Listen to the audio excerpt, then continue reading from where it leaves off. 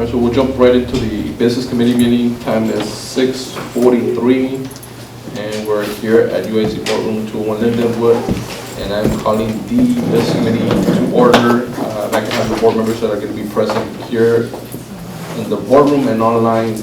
Recite your name for the record. Ricardo Molina, for the record. Thank you, sir. Francisco Castillo. And myself, Ramiro Vélez. Do we have any public comments that were? Not at this time, sir. No public comments. All right, so item 3, we're going to go action items review at the regular board meeting July 21st, 2021 with recommendations to be made by the business committee. Number 1 is approval of monthly disbursements. Yes, good evening, Mr. Vélez, Mr. Castillo. The Division of Finances has presented you with the disbursements for the month of June, and I apologize for giving to the board members that are via the live interface that we have. I don't know if y'all have any questions over the disbursements for June. No question. Staff, sir. All right, item 2, approval of any budget amendments. Yes, sir, we have 2 budget amendments. Neither one of them affect fund balance. The first one is when we get to this time of the year, we get together with staff and we start running our projections through the function level of the budget. And by law, we have to bring any changes that we're going to do at the function level to the board for your approval. So we're matching our projections for the end of the year. We're just moving some funds between the functions, no effect on fund balance. That's BA 2105. Budget Amendment 2106. You're very familiar with the May 17th winter storm. We received our first check. Mr. Rangel is really at work trying to catch up and repairing all these things that were damaged by the wind. So we wanted to bring the first check that we received of $169,000 to the board so that we can put the money into the budget. It's a double entry. We have to recognize the revenue as insurance recovery, and then we budgeted an expenditure line item so he can prepare. We imagine we're close to $765,000 estimated in damages, so we're going to be getting a few more of these checks, and we'll be bringing them as we get them. And this is insurance. Yes, sir. Okay. Yes, sir. Item 3, approval property tax refunds for the month of June 2021. Yes, sir. We only have one refund to issue this month. It was an overpayment by a taxpayer in the amount of $1,856.68. And again, no effect on the revenue for the district. They willingly paid. They paid their bill a little bit more. All right. All right, item 4, approval submission of certified estimated 2021 debt collection. Yes, sir. According to the Texas Property Tax Code, Section 26.04B, we need to present you on an annual basis what we estimate to be the collection rate for the debt service funds. The last couple of years, they've been at 105, 103, 103, and the 4th year out it was at 99.7. So we're going ahead and projecting out a 100% collection rate for the debt service funds.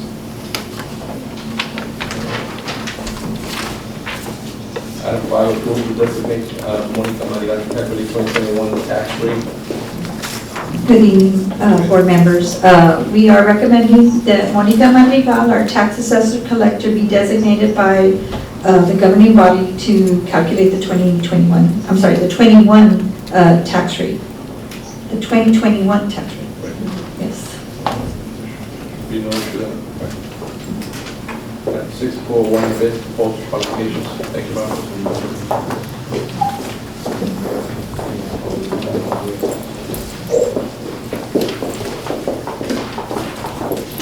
Good evening, members of the board, Superintendent Gonzalez. For the record, Cordy Jackson. RFP 003-2021, drug testing and physical examinations.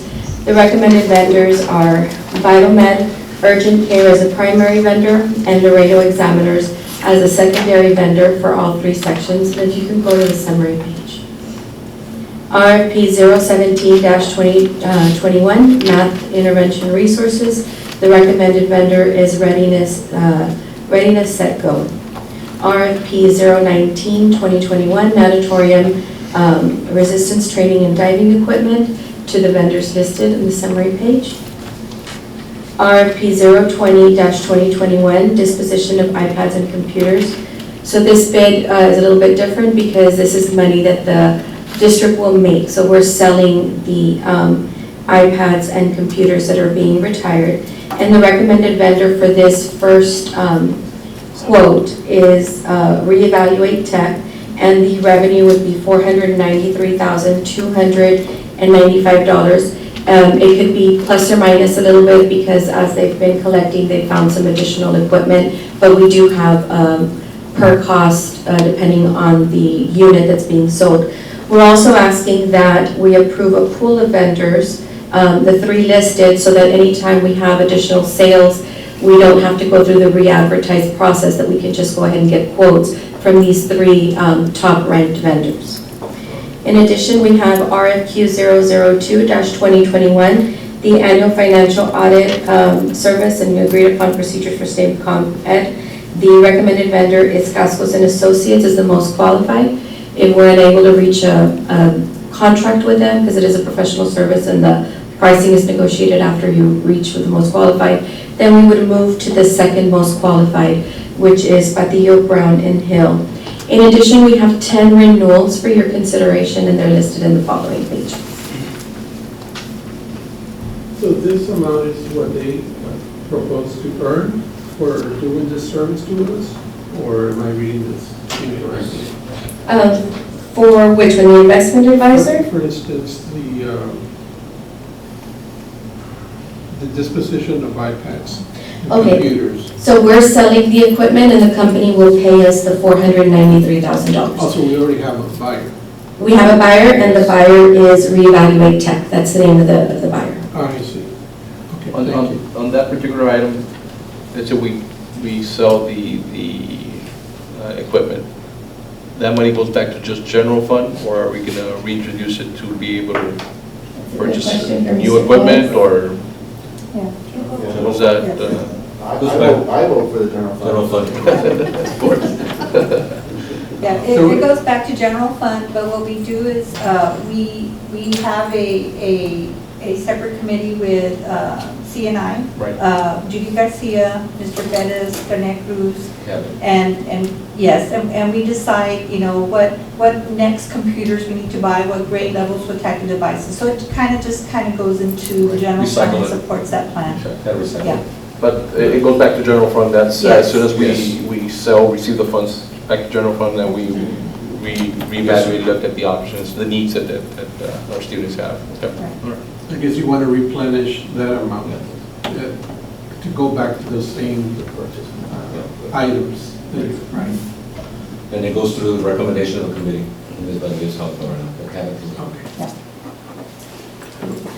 Thank you. Thank you, ma'am. Thank you. Item 7, approve disposition of mobile learning devices to graduate students at United High School, United South High School, John B. Alexander High School, and Lyndon B. Johnson High School. Good evening, Mr. Rodriguez, Mr. Castillo, Mr. Gonzalez, members of the audience. This time we bring before you a list of graduating students from the 4 different high schools.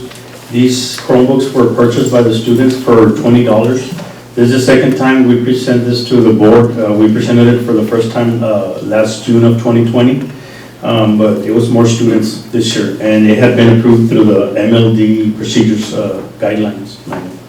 We did this in conjunction with the 4 high school librarians and Ms. Judy Garcia's department, and that's the list we have at the moment of the deadline for the board agenda. I spoke with Ms. Garcia earlier, and if there are any other students that need to return the Chromebook, but they decide on purchasing it, we may bring before you a smaller list in the coming month. Thank you very much. Thank you. Item 8, approval of amended internal audit department charter.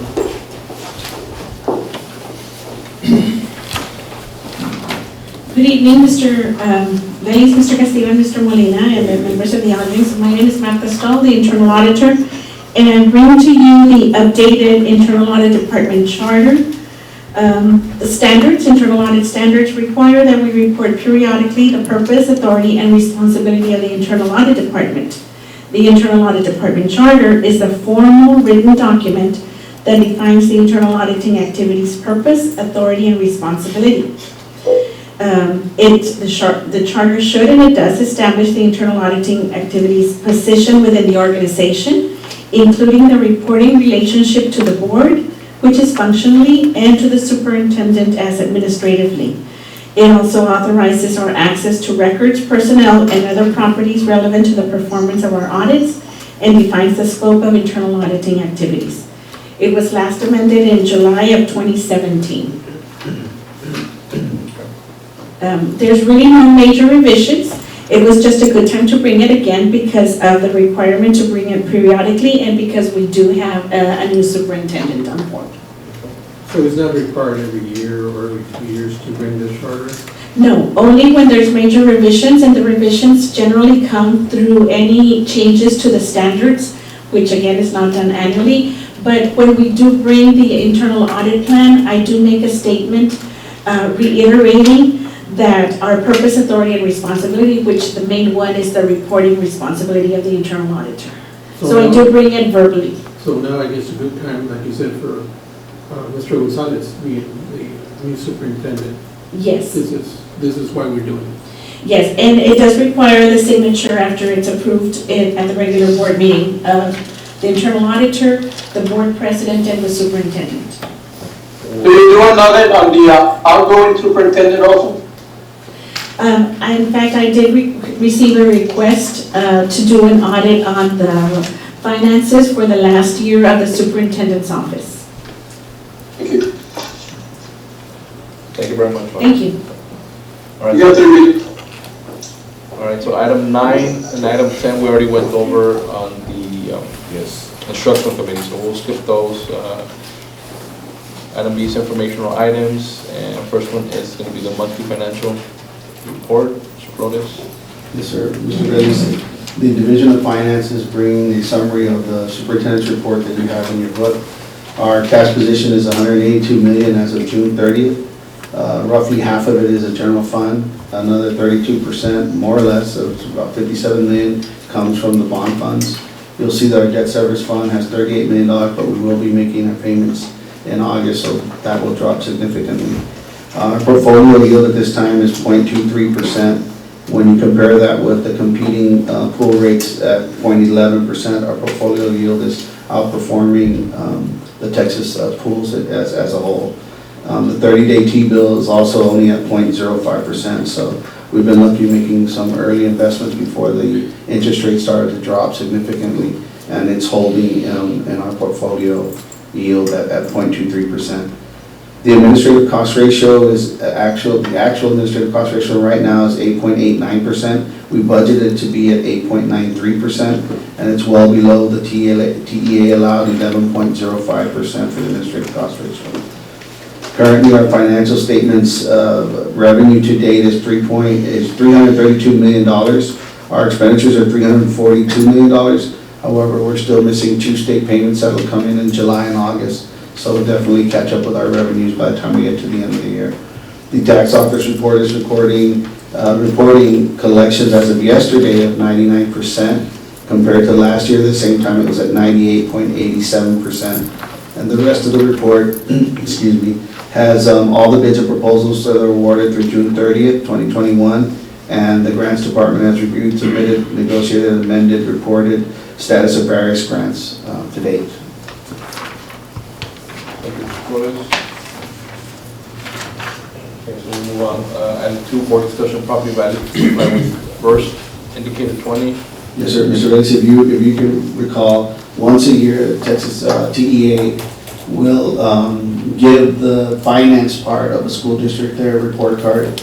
The last, since its inception to date, honestly, we have a 99.9% superior achievement record.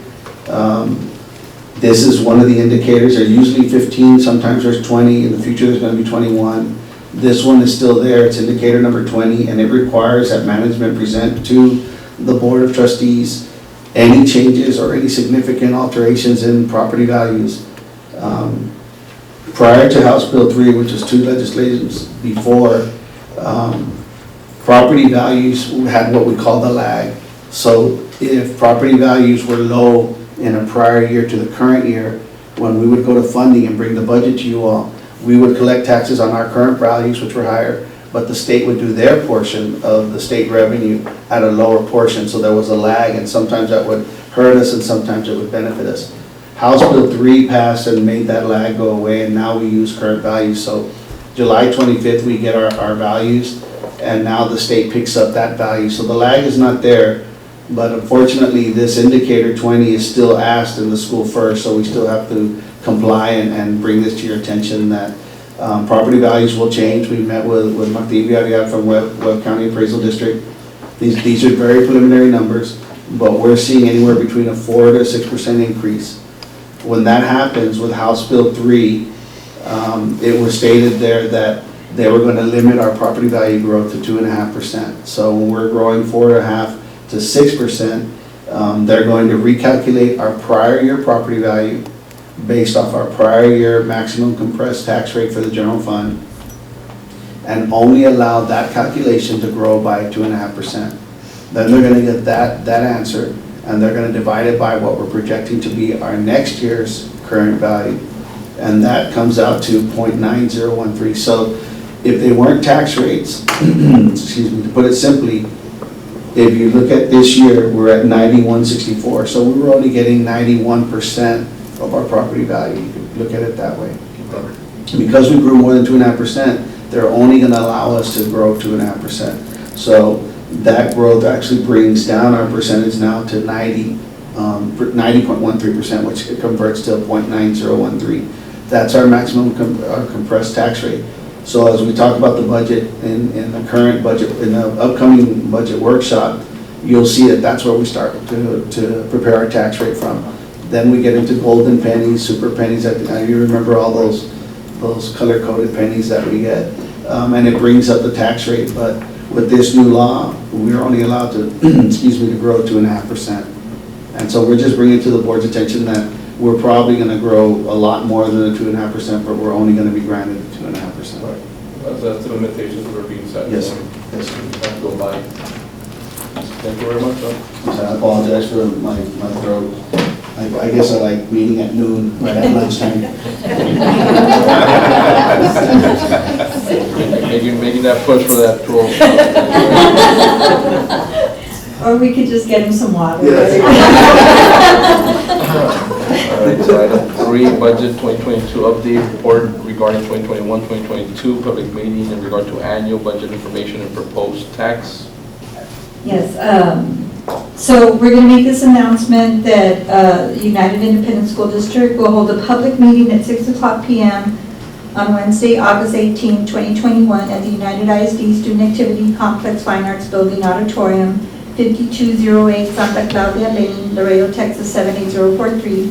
The purpose of the meeting is to discuss the school district's budget and the proposed tax rate. Public participation in the discussion is invited. So the notice of this meeting will be published in the Laredo Morning Times on Sunday, August 8, 2021, which is the 10-day window for this meeting.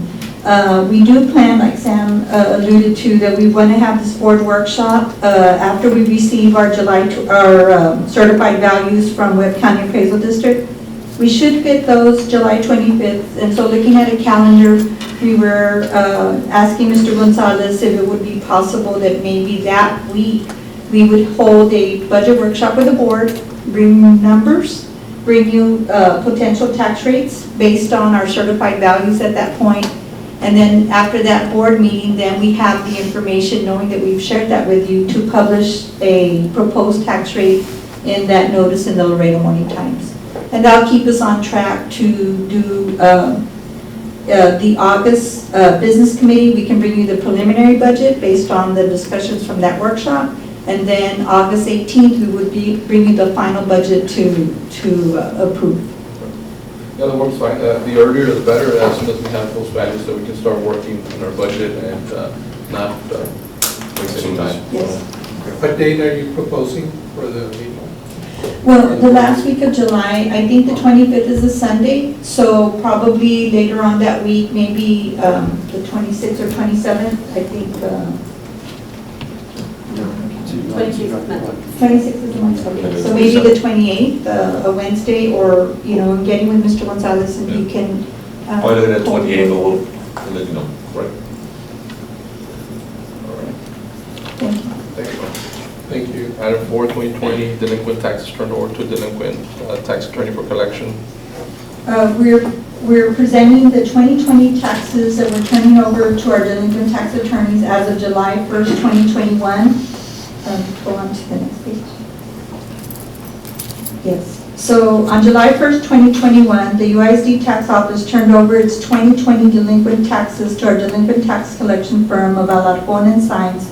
The outstanding balance of current year taxes of $3,319,332.30 and prior year taxes outstanding of $3,380,840.10 for a total of $6,700,172.40. The current year taxes outstanding represent 1.62% of the original tax roll. And I think that goes in line with the collection rate that Sam showed you in the financial report. There is a history of delinquent taxes in the next page of what's been turned over to our firms. Last year, if you look kind of in the middle of the page, 2019 and prior, we turned over $6,974,000 and some change. So I think it's comparable. I think we have been,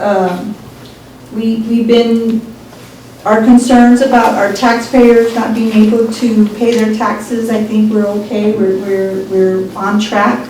And so it kind of shows that this is the normal amount that we turn over to our delinquent tax attorneys at this time. All right.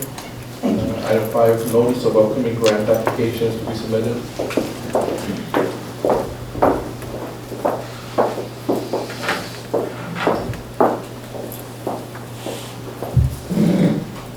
Good evening, board members. Dr. Edith Lambert for the records. I'm Director of Grants Administration. The following upcoming grants are intended to be submitted. There's a smaller rural schools grant for Region 1 for speech therapy services for our 500 students that should participate in those services. This is additional to what we're doing as well as for a district. Also, we do qualify under Region 1's definition of rural, which usually we don't under the federal definition, because we are more than 60 miles away from the Regional Education Service Center in Edinburgh. The second one is the Child Nutrition Emergency Operational Cost Reimbursement Program, funded by the U.S. Department of Agriculture. This is through our Food Service Department. We're expecting over $1.8 million to provide reimbursement for declining revenue or service interruptions during the early months of the COVID-19 public health emergency.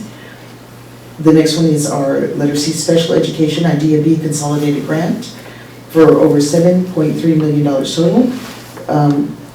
This grant is going into TEA, and it's to serve our special ed students, of which there are 4,839 program participants in that area. We also have our Perkins 5 grant, which is strengthening career and technical education for the 21st century, in the amount of $495,950, of which there are 16,633 career and technology education students that we serve in grades 8 through 12. The fun one at the bottom is the Bureau of Justice Assistance Preventing School Violence Stop initiative. It's up to $1 million across a 3-year program with no matching for K through 12 safety projects that do not include target hardening. The issues for target hardening were applied for under a different grant, so the federal government has made it so certain items under one grant, certain under another. It'll be for training to prevent school violence, development and operation of anonymous reporting systems, and development and deployment of multidisciplinary intervention and threat assessment teams, or specialized training for school officials in responding to student mental health crises. And that's what I have for you this evening. Thank you very much. I did have a question. Go ahead.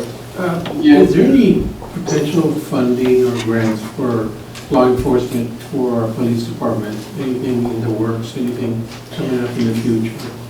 We are working on one right now that is going to go in relatively soon. It was presented last month, and it is for the accreditation of our police department, which is a requirement under the U.S. Attorney General's office that just came in. So we're looking for $75,000 funding across 2 years for that from the U.S.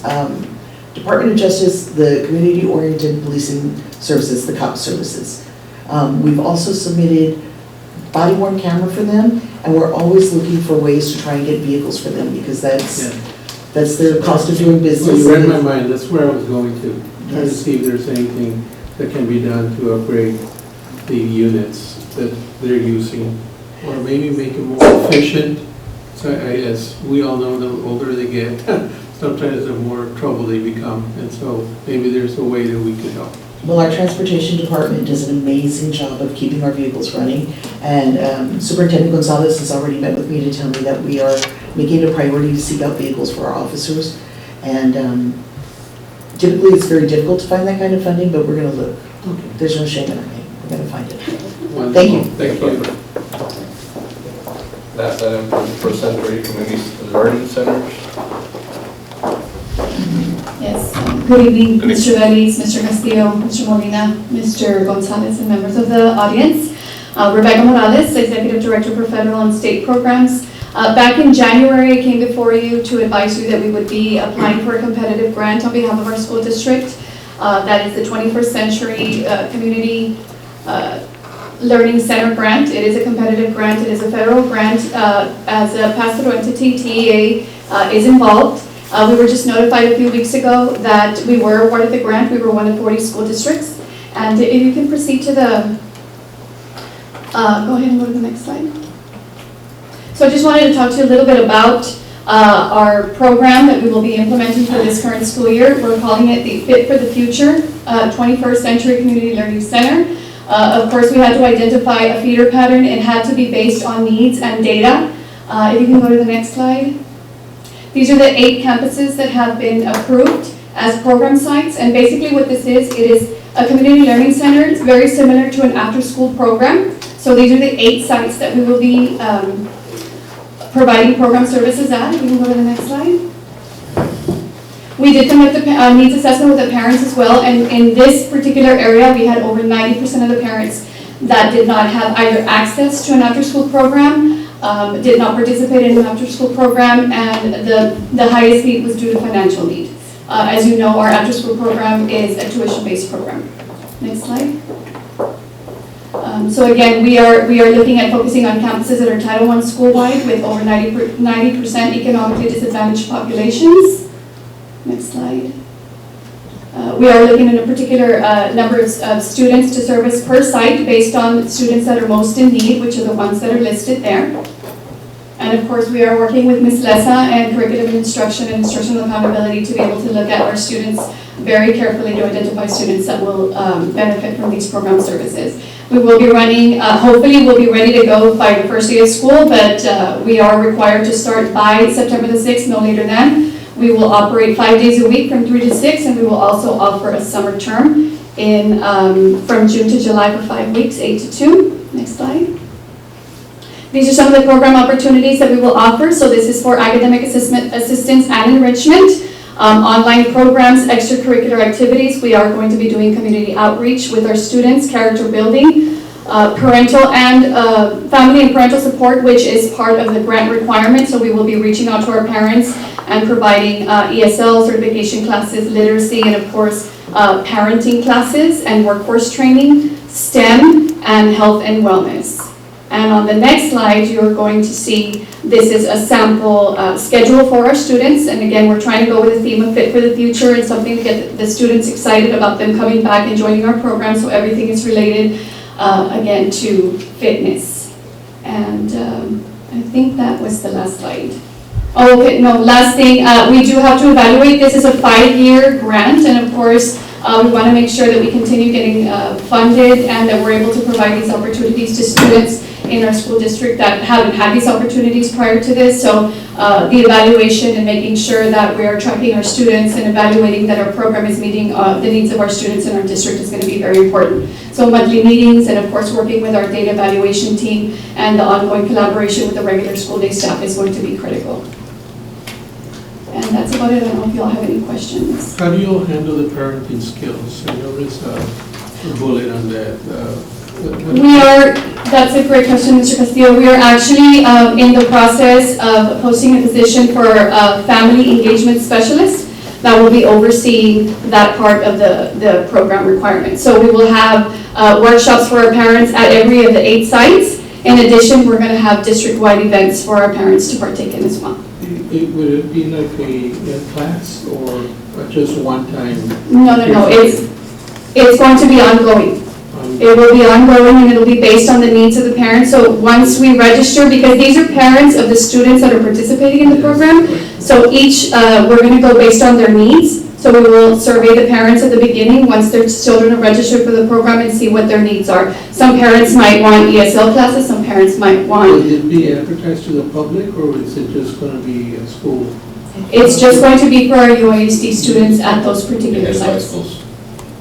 Which includes a lot of our cases. Right. Very well. Thank you very Yes, much. thank you. Thank you very much, ma'am. Councilman Morales. All right, and with Thank you, that, Mr. Molina. we'll move to adjourn. No, thank you. Time is 7:14. Appreciate everybody making it out. Thank you very much. We'll see you next week with the regular meeting. Good night.